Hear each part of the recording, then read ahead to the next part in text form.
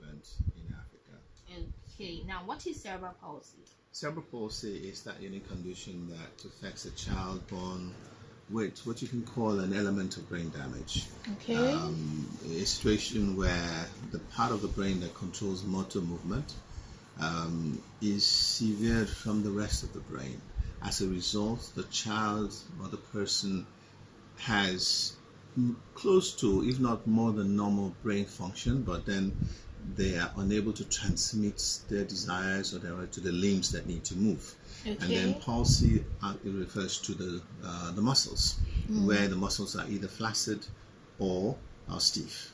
Okay, now can you say that someone living with cerebral palsy tend to topple, like tend to fall, probably in one way or the other in terms of movement and all?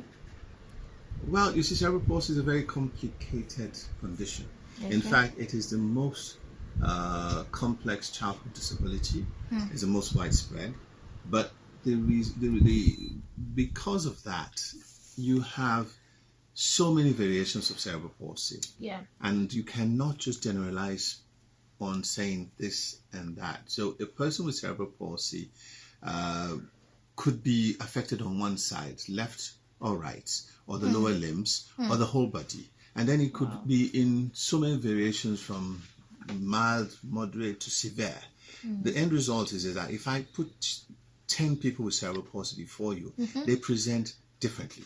Okay, present differently. Wow, that's actually nice. So tell me, there must actually have been something that motivated you into creating Benola organization, that is an organization that is set aside to look after people living with cerebral palsy. So what is that drive? Look after, you said to look after, I like to correct it to say to look out for them. Okay, look out. Okay. Because you see, we're not a care agency. Okay. We are out to raise awareness, to change it. One of the things we found is that I have a son who's 19 years old.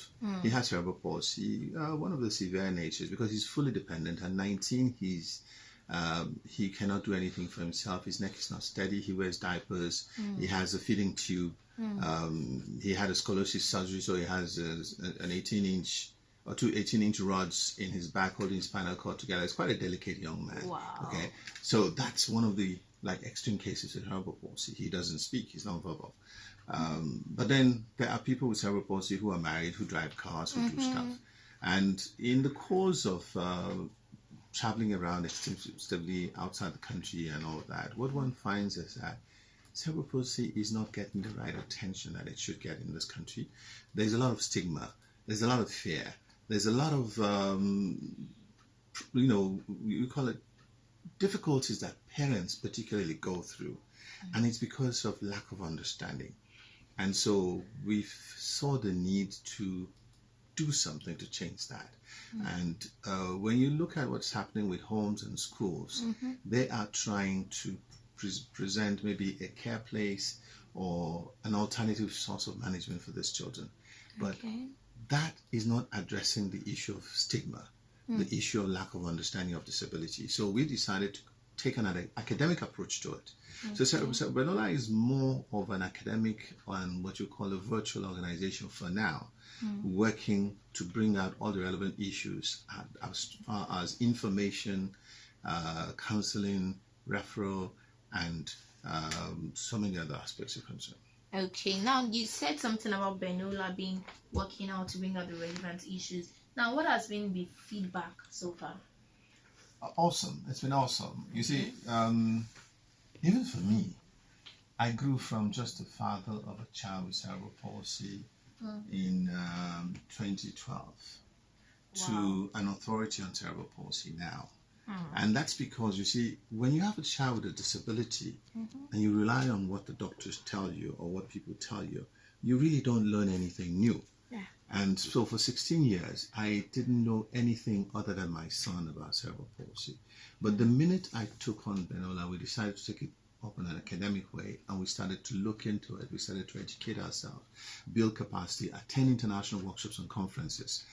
I discovered so much about not just cerebral palsy, about neurodevelopmental disabilities, about disabilities generally. And it has brought me to a stage where I believe The only way forward for Nigerians Yeah. is a total change in mindset about disability. Total change. Change in mindset. Wow, that's actually nice. Okay, now when you mean total change, of recent I got to know that Benola is been doing a lot to change the mindset of people, such as the creation of magazines, calendar, and so forth. Anyways, we'll get to know more about that. In case you want to participate, you want to drop your comment, you want to join in the discourse, you can call in the studio line. The number is 012911031 and you can as well send your text message to 07038867390 07038867390 or you go on Facebook www.facebook.com/dialogue with the special and post your comment where we can get to see it, be able to tackle it, and then you get to be educated.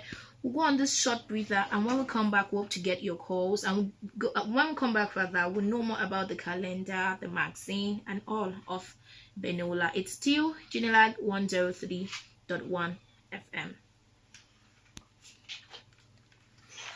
Jeez, wow.